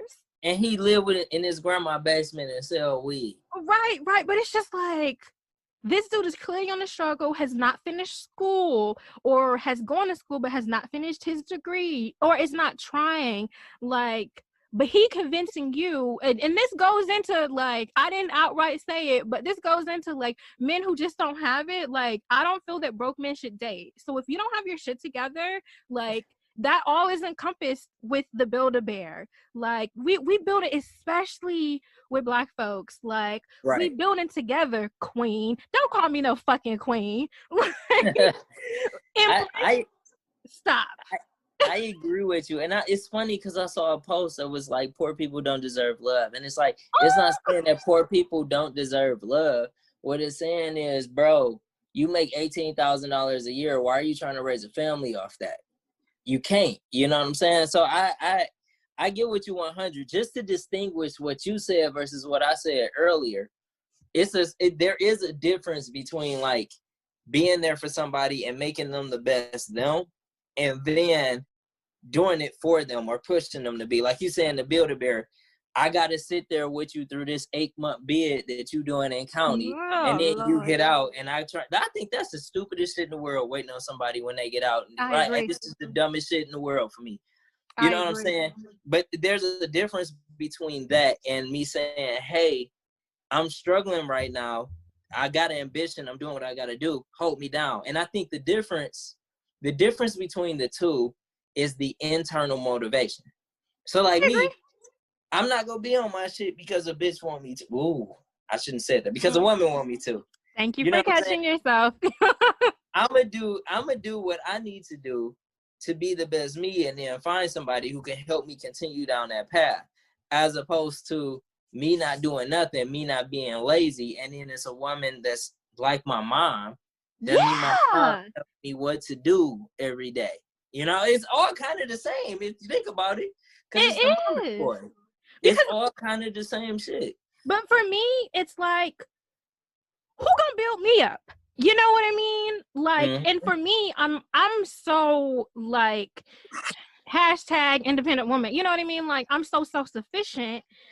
I'm not coming into this situation, like, helping build you up. Because what the fuck are you doing for me? You know what I mean? Like, right. I have to come into this situation fully actualized.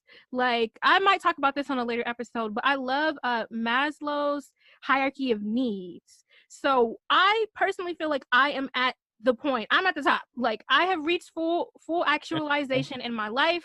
Like, I've hit the tiers. I'm at that point. I feel like a lot of people are lower in that and they're still like getting up there or whatever. And so for me, like, I feel like I'm fully actualized. So like, why do I have to help build you up? Because like nobody was here to do that for me. And what do I get out the Because you have to be selfish in dating. What do I get out of this? Because a lot of times, we keeping it 100 here. A lot of times, and we've seen this with Celebrity Man, the woman who was there building him up brick by brick, there for the failed businesses, there for him getting fired, there for him giving him money so he can just get by. They always end up leaving. Because I've heard like men talk about this, how men like don't really respect the woman who was there while he was on the come up. Because now that he's up, he has access to women he would never have access to. You know and what? So you were good for that season that he was in.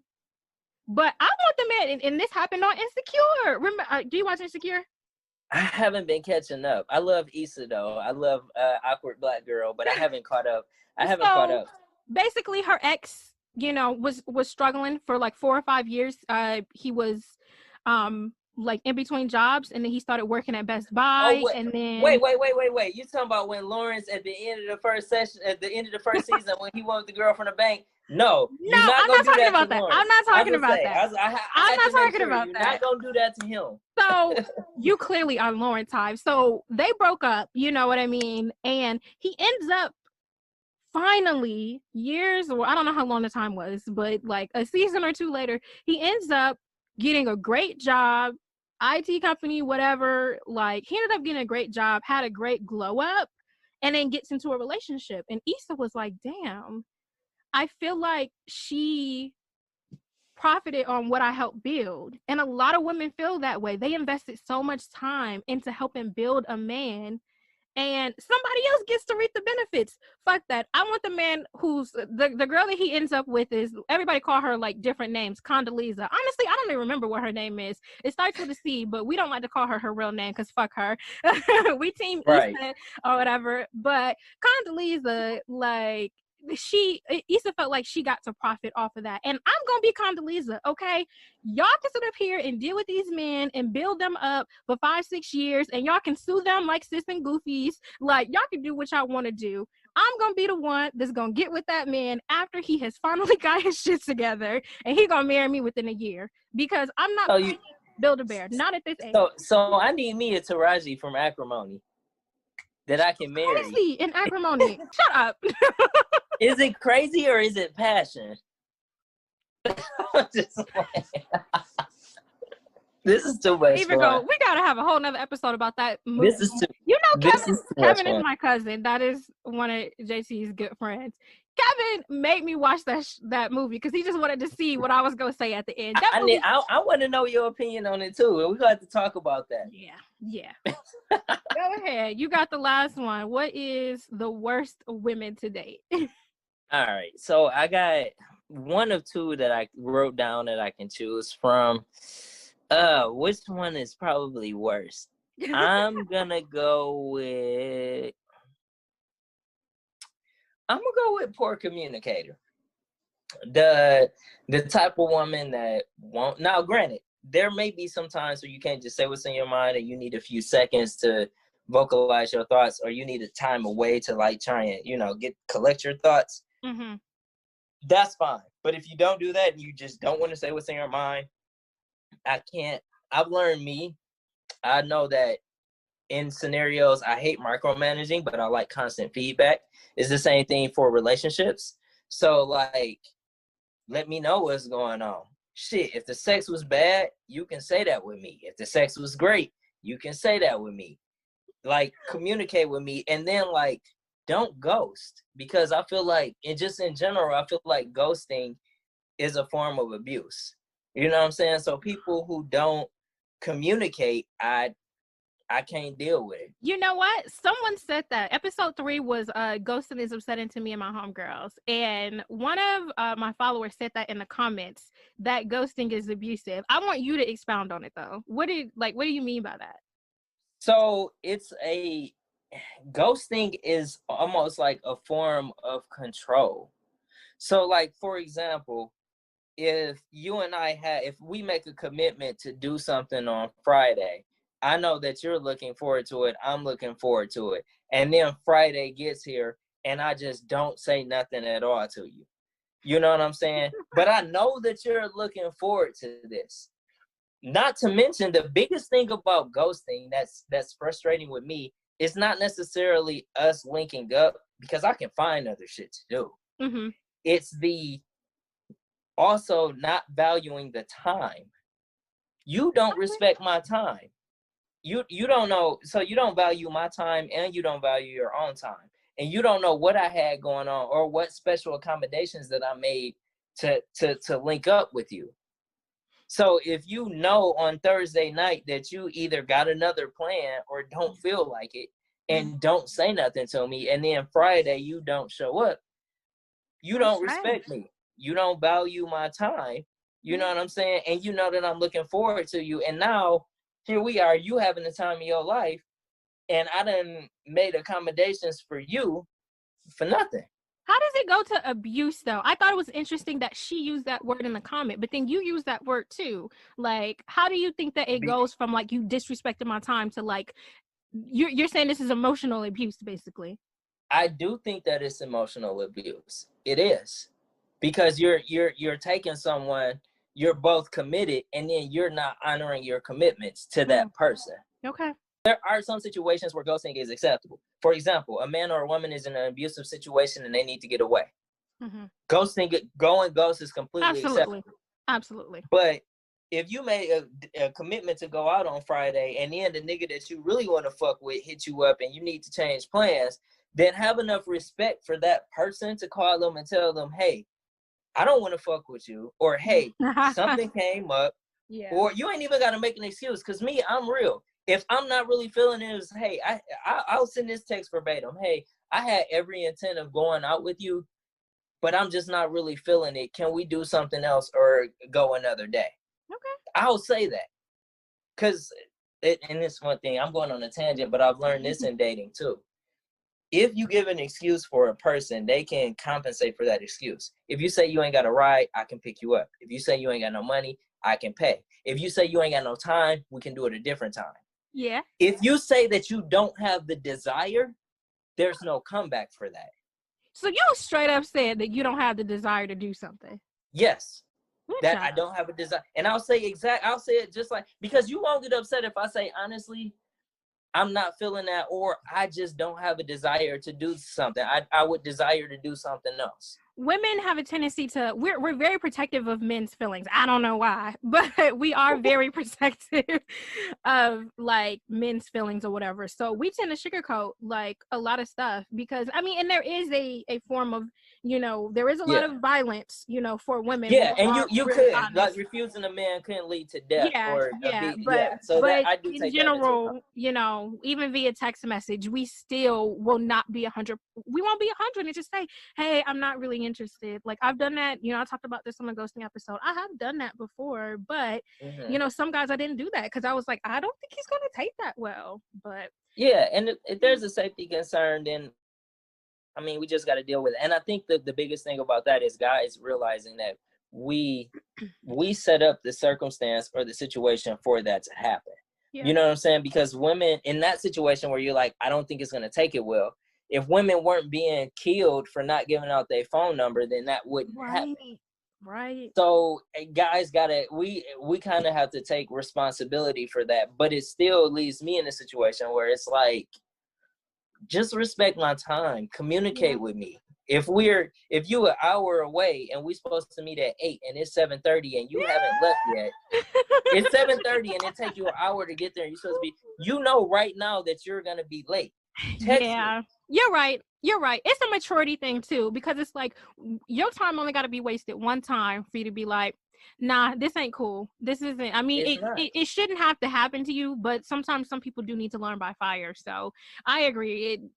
And that's the biggest thing with me. That matters to me more than anything is the time. That me valuing my time. That's the one resource that we cannot get back.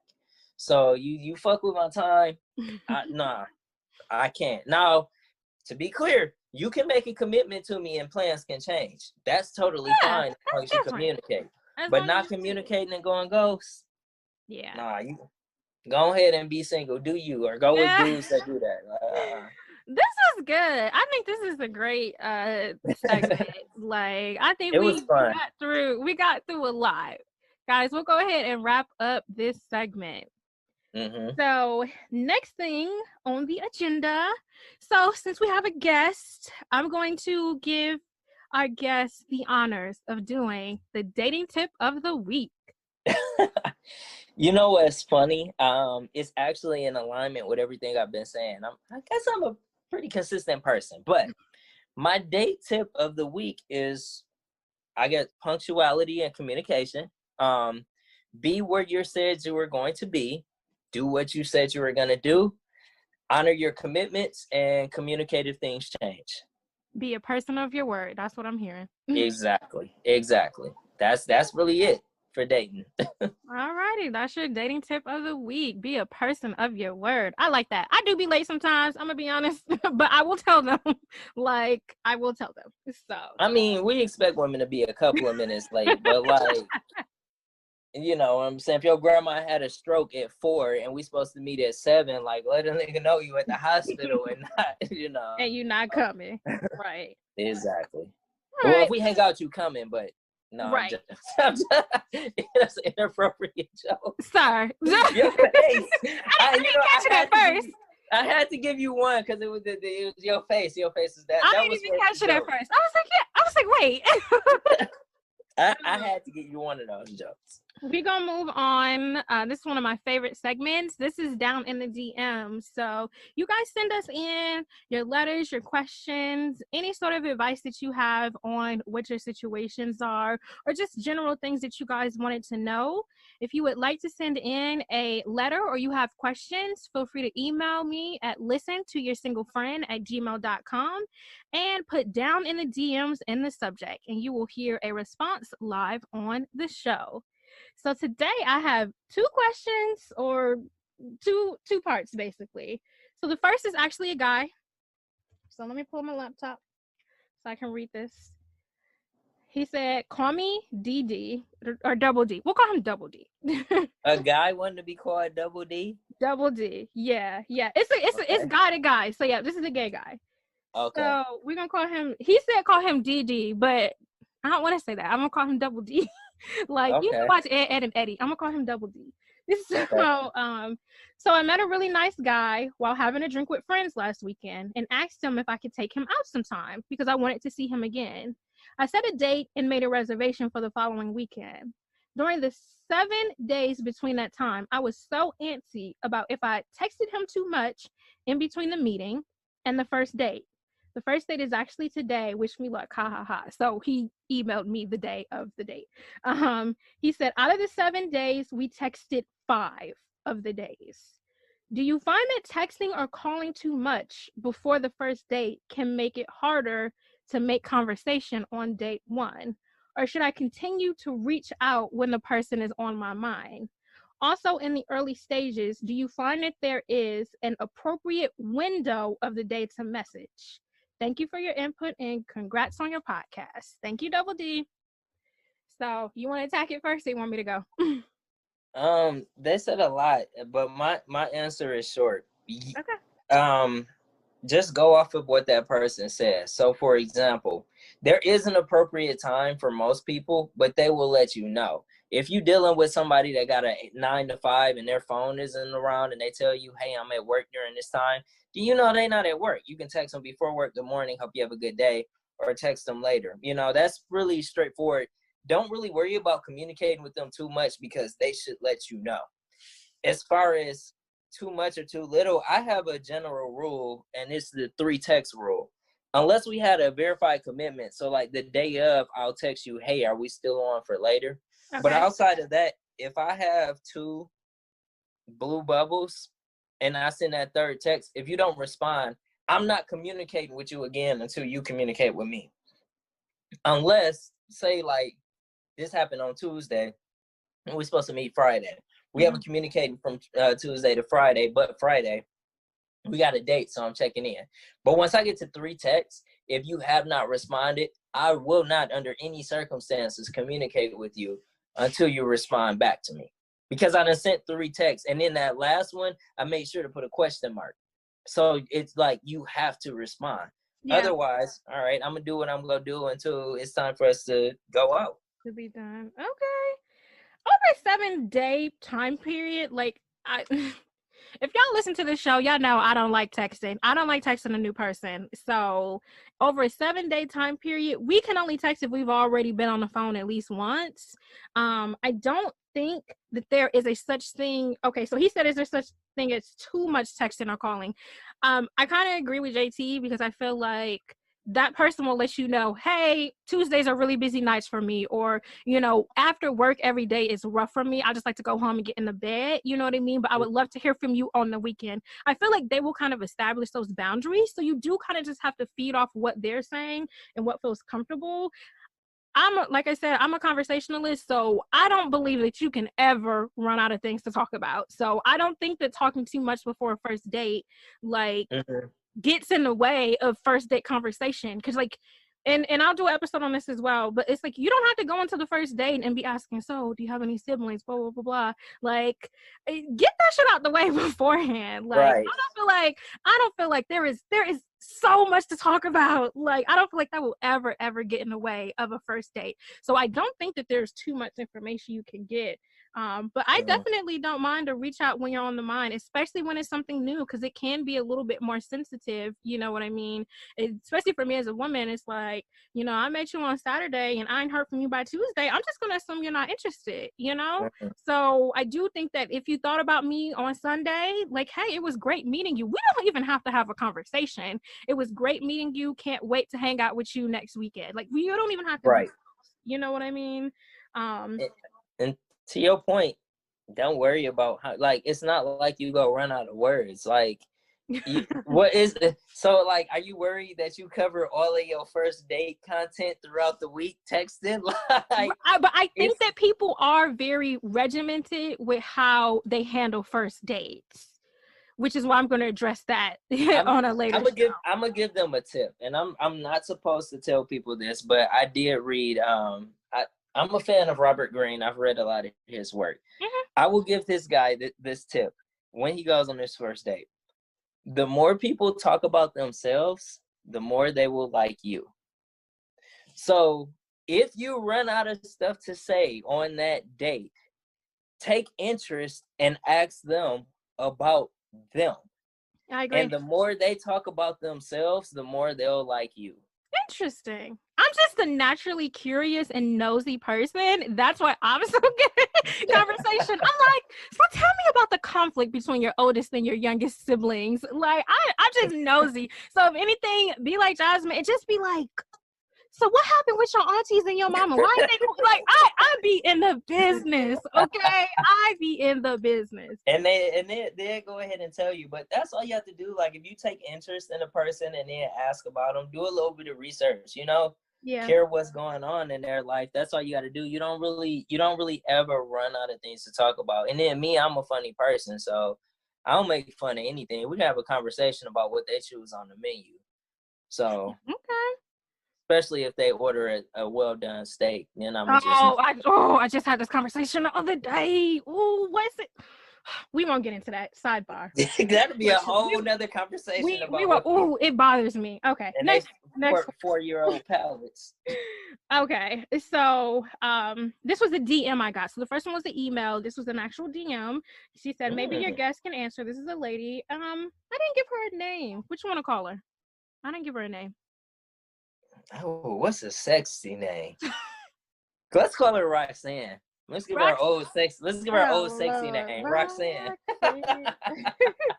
Okay, maybe so. Roxanne says, maybe your male guest can answer this, but what exactly does a man mean when he says he's still figuring it out, even after you both have done everything that seems like you're already in a relationship, just no title? Does a man have to ask you to be his partner in adult relationships, or is that childish? What exactly is building with someone? I know she's talking to me. I know on one of your episodes you said don't skip steps, but is there a way to come back if steps have been skipped and if you're confused? That was a lot. Sheesh. Okay. Well, I'll answer the first part and then we'll clarify and keep going from there. Um, what a guy means by that is, well, first you have to find out what is the guy going through in life. If they are transitioning, if they are working towards a goal, if they are, I'm studying to be an actuary. I got actuarial exams coming up. I have stuff that I have to make a priority. Good luck. And so if I'm still, thank you. If I'm still trying to figure out like how to balance everything, then that could be it. It could be and I'm transparent, so I don't have this problem, but it could be it's somebody that he been off and on with for a little bit and he trying to move on from them. It could be that. So I think in that situation, you have to take those additional steps just to get to know the person, find out what their goals are, find out what his intent is, and find out what he wants from you and like where you fit into his goals. Because it's not necessarily a bad thing. It could just be, hey, I want to be with you, but you here in Detroit taking care of your grandma, so you not gonna be here. And I want to work at Apple Corporate in Cupertino, California. And I don't know how that's gonna work with you being in Detroit and me being in California. It could be that. So he's literally figuring it out. It's literally just trying to figure it out. Or it could be, hey, I'm getting over this problem. I don't know how I want. The dude could be on the DL. He could be gay and trying to. I'm just saying. I just feel like you came up with every single excuse in the book. I feel like if a man tells you, I'm still figuring it out, to me that says he's not interested. Like he's not interested in taking it further. Like, I think that means he wants to keep you in a holding pattern, because you should be able to say, she said they've already been doing relationship stuff. So that means they're fucking, they're going out, they're dating, they're up under each other, they're at each other's houses. Like they're basically, let's just call it, they're in a situationship. And you tell me you still figuring it out. It ain't shit to figure out. That means you don't want me. But that's how I take that. This is my pushback though. Because if I'm just putting it down and I don't want to be with you, I can say that. Hey, but men aren't going to be that honest. He has her in a holding pattern as far as I'm concerned. You are coming from a perspective of a man who's being honest, but you have to understand what we as women deal with. You know that your male counterparts are not this honest. If they were, I would not have a show. Because they ain't got it. They ain't got what if men were honest, I would not have a show. Okay? They're not that honest. And I just feel like they're not. I'm playing. You're right. You are correct. There's part of me that's playing devil's advocate, and that's only because I've been in situations where I'm still trying to figure it out. And usually, when I'm trying to figure it out, it's because it's either there's someone else in the picture, or I'm transitioning, or there is something about you that I'm still trying to figure out, or I'm on the fence about, and that can be something shallow, or that can be something deep. Do you agree? Oh, go ahead. It was another part where she was saying about like if you skip steps, can you go back? Yeah. It depends on what those steps are. I feel like if you're fucking and y'all up under each other. Yeah, you can go back, but like if the issue is communication, I don't really know if I can go back. Like I'm 31. I'm not really trying to teach you how to communicate. So we can't really go back to that. But as to your point, if you hear every day and the sex is great, then I mean, I obviously like you because you hear and we having sex. I think that's one thing that women underestimate too. It's like, if you assume that I have options, right? You assume it. Let's go with that assumption. I got a bunch of options. And I'm telling you, I'm still trying to figure things out. If I got options and I'm still trying to figure things out, then by default, that means that I'm interested in you. Because if not, and I got options, why am I fucking with you 3-4 times a week? And I got options. I'm gonna give you that. I'm gonna give you that. I'm gonna let you rock. Some of it is convenience because you can't underestimate that. I was about to say that. I'm gonna let you rock. But I'm saying, because you're speaking for yourself. If I'm fucking with you, like who? Like if I got options, but I'm fucking with you, then what that mean? You're the option that I'm choosing. So. I can't really say that it means that he don't want to be with her. It means that he probably trying to figure out a way to be with her that works for him. Honestly. See, I agree with you with what you said, but I think that the way that it works for him is her in the holding pattern and them being in a situationship. That does not mean that I'm reading that clearly she wants to be in a relationship and they've already skipped steps. So when she mentioned skipping steps, I think that they're already full-blown relationship mode without the title. I feel like they're in a situationship and it is hard to be official. Yeah, I think it's hard to dial it back after you already. She's asking, is there a way to come back? Absolutely, there is a way to come back. But I think that looks like which a lot of women don't want to do. I think that looks like a woman exploring her options and making him less of a priority, because right now he's not pressed for nothing, because to your point, it's convenience. Y'all are up under each other. He's getting the emotional, the physical support. He's getting all the relationship benefits, and he hasn't given her what she wants, which is a title. So to her other question, I do think in an adult relationship, to your point about communication, you do need to ask if you want to be with me, because So I run on the assumption that every man I'm talking to is talking to at least 3 or 4 other women.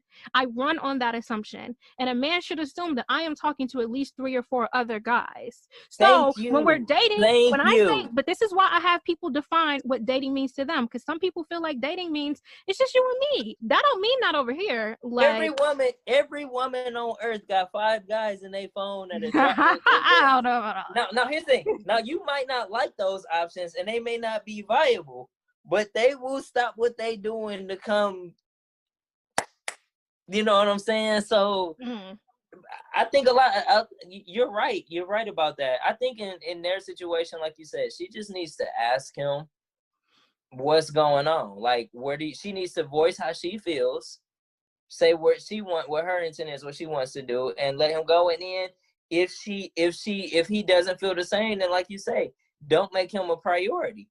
You know. Yeah. And that could be physically, that could be emotionally, you know. But I think sometimes women run into issues like that because everybody has like physical needs. Yeah. And guys don't care how many partners they got. And women like, I'm not about to add a body for nothing. That's a whole other. We're going to end it there. Because that is a whole, you just opened up a fucking can of worms. I'm just saying. I didn't say you were wrong. I just said you opened up a whole another can of worms. Roxanne? I think me and JT can agree. You do need to advocate for yourself in this moment. And I'm just going to add in, once you advocate for yourself, if he's not on the same page as you, you need to either be willing to expand your options and stop making him your number one priority. Or you need to be okay with walking away, because I know women who will advocate for themselves, but they still, how are you going to get a change in behavior if you still on that same stuff? You know what I mean? Right. So I think we are in agreement that at this point, what's done has been done. Is there a way to come back? Yes, but that's going to require you to pull out a little bit, and you're also going to have to advocate for yourself. And the only thing I'd add to that is know what you're willing to deal with. Like if he gives you an answer and it's a legitimate answer for why or what they're going through, know whether or not that's something that you want to deal with, and don't be afraid to walk away if it's not a situation you want to be in. Fair. Thank you, Roxanne. Thank you so much for writing in. All right, we about to close out, y'all. This was so much fun. All right, I'm glad you enjoyed it. So y'all know I like to do games, so we still are gonna do our trivia of the week. So before we close out, JT, don't answer this. Like, you don't answer this one. You just think about it in your brain. So trivia is, from which groups do singles feel the most pressure to find a partner? From which groups of people do single people feel the most pressure to find a partner? Is it A, their friends, B, their family members, C, society, or D, their coworkers? So that's the trivia for this week. You'll have to tune in to the next episode to get the answer. Guys, it's time to wrap up the show. Like, I feel like this was awesome. JT, thank you so much for coming on the show. I feel like this was so much fun. Like, as long as my listeners don't drag you, you are absolutely invited back to the show. Hey, I don't care if they drag me because I'm gonna probably see them on your Facebook. But this was so much fun. I'm thank you for having me. I'm glad I could participate in this. This was a lot of fun. Thank you so much. Friends, make sure you rate, review, and subscribe, and also share the show. I'll see you guys next week.